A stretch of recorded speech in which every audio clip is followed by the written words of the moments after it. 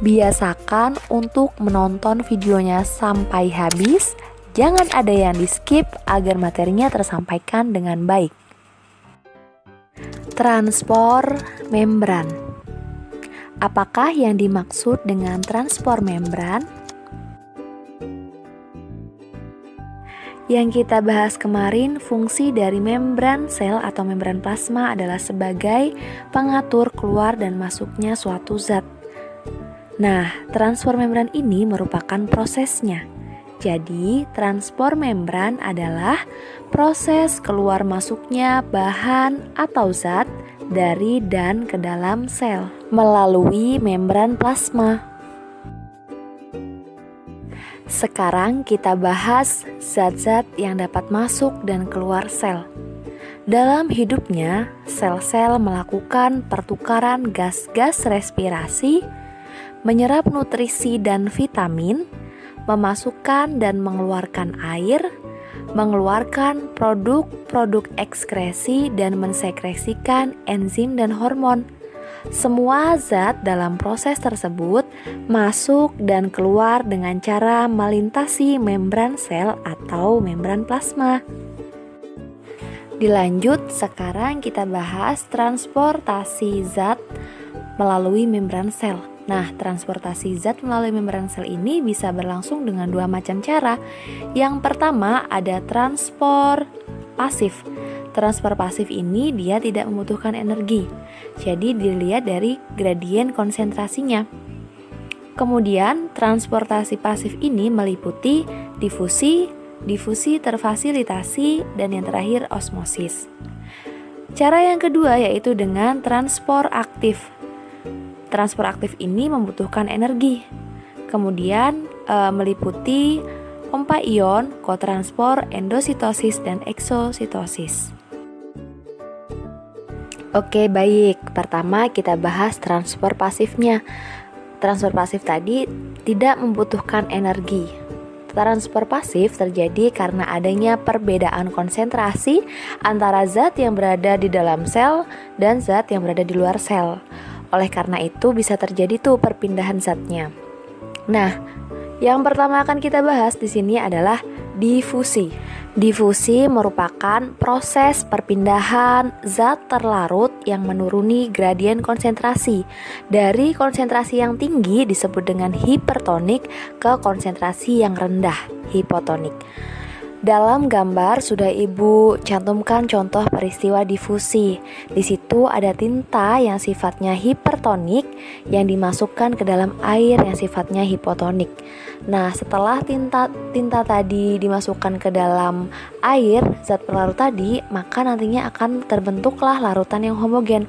Artinya apa? Di situ terjadi perpindahan zat yang hipertonik menuju ke zat yang hipotonik, atau terjadi peristiwa difusi. Nah, kalau digambarkan molekulnya bentuknya seperti ini. Bisa dilihat di sebelah kiri itu ada molekul zat terlarutnya. Kemudian ada garis patah-patah, itu diibaratkan sebagai membran selnya. Nah, di sebelah kanan itu ada air. Nah, di tengah itu terjadilah peristiwa difusi, yang mana molekul yang banyak tadi dia berpindah ke yang hiper pindah ke hipo. Kemudian di gambar terakhir terjadi larutannya homogen.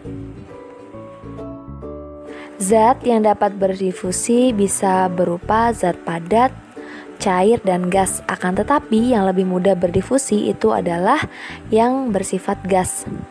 Nah, membran sel yang dilewati pada saat berdifusi itu tersusun atas dua lapis lemak atau membran ganda yang merupakan penghalang bagi molekul-molekul besar seperti glukosa, kemudian molekul polar seperti asam amino dan asam lemak, serta ion-ion. Nah, yang tiga molekul yang Ibu sebutkan tadi itu sulit untuk berdifusi ke dalam ataupun keluar sel. Jadi dibutuhkanlah yang namanya fasilitator. Difusi terfasilitasi ini artinya zat tersebut bisa berdifusi, akan tetapi difasilitasi. Siapa yang memfasilitasi? Yaitu ada saluran protein dan protein transport. Kita bahas nih yang pertama, saluran proteinnya. Banyak molekul polar yang berukuran besar seperti asam amino dan glukosa dan ion misalnya kalium, natrium tertahan oleh membran ganda fosfolipid tetapi dapat berdifusi melalui saluran yang dibentuk oleh protein. Nah, ini difasilitasi oleh saluran protein. Protein yang biasanya membentuk saluran adalah protein integral. Saluran protein dapat membuka dan menutup karena adanya rangsangan listrik atau kimiawi. Contohnya, saat molekul neurotransmitter dapat membuka saluran protein pada membran sel saraf sehingga ion natrium dapat masuk ke dalam sel. Lanjut kita bahas difusi terfasilitasi oleh protein transport. Protein transport memiliki sifat seperti enzim. Enzim itu sifatnya spesifik ya. Jadi dia cuma bisa mengikat molekul tertentu yang sesuai dengan sisi aktifnya, itu sifatnya. Nah, protein transport dapat berubah bentuk saat mengikat dan melepas molekul yang dibawanya. Nah, protein transport pada membran memudahkan difusi molekul asam amino dan juga glukosa. Sekarang kita lanjut bahas osmosis. Osmosis adalah proses perpindahan zat pelarut yang menaiki gradien konsentrasi dari konsentrasi yang rendah atau hipotonik ke konsentrasi yang tinggi atau hipertonik. Jadi, osmosis itu peristiwa kebalikannya dari peristiwa difusi ya. Perpindahan zat pelarut pada peristiwa osmosis yang menaiki gradien konsentrasi tadi melewati membran yang disebut dengan membran selektif permeabel. Nah, membran selektif permeabel ini hanya dapat dilalui oleh molekul-molekul air. Jadi, molekul lain seperti gula, protein tidak bisa melewati membran tersebut. Proses osmosis akan berhenti jika kedua larutan di tiap sisi membran telah mencapai konsentrasi yang sama atau disebut juga isotonis. Dalam video sudah menurut cantumkan gambar sel hewan dan sel tumbuhan saat mengalami peristiwa osmosis. Yang pertama, untuk sel hewannya ini ada sel darah merah. Ingat konsepnya ya, osmosis itu menaiki gradien konsentrasi. Jadi dari yang rendah ke yang tinggi. Dilihat di gambar pertama, di situ selnya ditaruh di larutan yang tinggi, berarti air yang ada dalam sel akan keluar, ya enggak? Sehingga selnya akan mengerut atau disebut juga dengan krenasi. Kemudian di gambar kedua, ini ada sel yang ditaruh di larutan yang normal, otomatis dia akan tetap normal atau isotonik. Dan yang terakhir pada gambar sel hewan itu ada sel yang dimasukkan ke dalam larutan yang hipotonik. Contohnya adalah Aquades. Nah, otomatis selnya tadi larutan yang ada di luar kan dia mau menaiki gradien konsentrasinya, makanya dia masuk dalam sel. Selnya akan menggelembung atau disebut juga dengan lisis atau hemolisis yang lama-kelamaan bisa menyebabkan selnya menjadi pecah. Lanjut ke sel yang tumbuhan. Pada sel tumbuhan apabila dia diletakkan pada larutan yang hipertonik sama seperti sel hewan, maka air dalam sel akan keluar sehingga mengerut dan membran plasma akan tertarik menjauhi dinding sel. Peristiwa ini disebut plasmolisis. Jika sel tumbuhan berada pada larutan yang isotonik akan menjadi lembek atau flaksid. Kemudian yang terakhir, jika sel berada pada larutan yang hipotonik, kecenderungan air masuk ke dalam sel diimbangi oleh dinding sel. Setelah mencapai ukuran tertentu, dinding sel akan memberikan tekanan balik pada sel, sehingga sel akan membesar pada batas normal, berbeda sama yang hewan ya. Nah, peristiwa tersebut disebut juga dengan turgid. Kali ini Ibu akan membahas bagian transport aktifnya. Transport aktif adalah transport zat yang melalui membran yang melawan gradien konsentrasi. Artinya, transportnya ini dari yang konsentrasinya rendah ke konsentrasi yang lebih tinggi. Untuk itu, transport aktif memerlukan energi. Energi yang diperlukan itu berupa ATP atau adenosin trifosfat. Nah, pada materi transport aktif ini yang akan kita bahas mencakup pompa ion, kotransport, endositosis, dan eksositosis. Pompa ion hanya terjadi pada sel hewan. Pompanya yaitu ada pompa ion natrium dan kalium. Pompa natrium sendiri disebut juga dengan sodium, sedangkan kalium disebut juga dengan potasium. Langsung saja kita bahas prosesnya ya. Pompa ion merupakan sistem transport yang memompa ion dari konsentrasi rendah ke konsentrasi tinggi. Dalam hal ini, molekul atau ion berpindahnya melawan gradien konsentrasi. Namanya pompa ion yang dipompa natrium kalium. Nah, pemompanya disebut juga dengan protein pompa natrium kalium. Perlu kalian ketahui bahwasannya natrium di luar sel itu lebih tinggi daripada yang di dalam sel.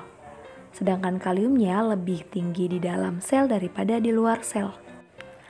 Pada protein pompa atau disebut natrium kalium ATPase terdapat 3 situs pengikat natrium dan 2 situs pengikat kalium. Ion natrium berikatan dengan pompa natrium kalium karena kecenderungan pompa dalam mengikat natrium itu tinggi. Pengikatan natrium memicu lepasnya satu gugus fosfat dari ATP. Fosfatnya menyebabkan protein atau pompa natrium kaliumnya berubah bentuk, sehingga kecenderungan pompa dalam mengikat natrium menurun dan akhirnya natriumnya terlepas ke luar sel. Bentuk baru memiliki kecenderungan terhadap pengikatan kalium. Nah, setelah kaliumnya terikat, fosfatnya tadi terlepas. Nah, lepasnya fosfat menyebabkan perubahan bentuk, sehingga kecenderungan pompa ion dalam mengikat kalium itu rendah dan kaliumnya terlepas ke dalam sel. Proses pompa ion akan berulang seperti yang sudah Ibu jelaskan. Kita lanjut ya. Kotransport adalah transport zat yang mengaktifkan transport zat lain untuk melewati membran. Nah, kotransport ini dilakukan oleh dua protein transport, tentunya dengan menggunakan energi. Hidrogen digerakkan oleh pompa proton untuk menaiki gradien konsentrasi dengan bantuan ATP. Nah, setelah hidrogennya dipompa keluar sel, nantinya hidrogen itu akan kembali lagi masuk ke sitoplasma, tapi yang dilewati protein lain yaitu kotransport sukrosa hidrogen. Awalnya hidrogen berikatan dulu tuh dengan sisi protein kotransportnya. Setelah berikatan, ion hidrogen akan membawa molekul lain melekat ke kotransport. Di sini ada sukrosa yang dibawa oleh hidrogen. Setelahnya, keduanya setelah menempel dengan protein kotransportnya akan bersama-sama untuk masuk ke sitoplasma. Jadi keduanya akan menuruni gradien konsentrasi. Jadi kalau dilihat dari pengertiannya, dua protein yang digunakan tadi yang dimaksud adalah pompa protonnya sama kotransport sukrosa hidrogennya. Sedangkan tadi kan disebutkan kalau transport zat yang akan mengaktifkan transport zat lain. Jadi yang ditransport hidrogen. Nah, hidrogennya nanti akan mengajak molekul lainnya itu adalah sukrosa untuk memasuki sel. Begitu prosesnya akan berulang secara terus-menerus. Lanjut kita bahas endositosisnya. Endositosis itu sendiri merupakan pemasukan zat atau molekul ataupun partikel dari luar sel ke dalam sel melalui pembungkusan oleh membran sel. Endositosis meliputi peristiwa-peristiwa berikut, yaitu ada fagositosis, pinositosis, dan yang terakhir endositosis yang diperantarai oleh reseptor. Kita bahas satu persatu ya. Fagositosis terjadi saat sel menelan partikel padat atau makanan dengan pseudopodia. Selanjutnya, partikel dibungkus di dalam kantong membran yang besar atau disebut vakuola. Prosesnya yang pertama, sel itu menelan partikel padatnya tadi dengan cara menyelubungi partikel tersebut dengan pseudopodia. Lalu kemudian membentuk lekukan ke arah dalam sitoplasma. Lekukan tersebut terlepas dari membran plasma dan terbentuklah vakuola. Vakuola terus bergerak ke dalam dan berdifusi dengan lisosom. Setelah berdifusi dengan lisosom, enzim pencernaan yang ada pada lisosom akan mencerna partikel padat tadi yang ada pada vakuola. Lanjut ke pinositosis. Jika fagositosis yang ditelan adalah partikel padat, maka di pinositosis yang ditelan adalah cairan ekstraseluler. Prosesnya, cairan ekstraseluler akan masuk ke dalam lipatan membran plasma yang membentuk vesikel kecil. Nah, zat yang ditranspor ini tidak spesifik, oleh karena itu dibutuhkanlah endositosis yang diperantarai reseptor. Nah, transport ini bertujuan untuk memperoleh substansi spesifik dalam jumlah besar. Proses dari transport aktif yang akan kita bahas terakhir adalah eksositosis. Eksositosis merupakan mekanisme transport molekul besar melintasi membran sel atau plasma dari dalam keluar sel.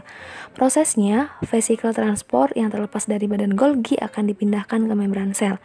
Ketika vesikel dan membran sel bertemu, molekul lipid yang dikandung oleh membran plasma atau membran sel akan menyusun agar kedua membran dapat bergabung. Kemudian kandungan vesikulanya tadi akan keluar sel. Terima kasih sudah menonton videonya. Semoga materinya bisa difahami dengan baik.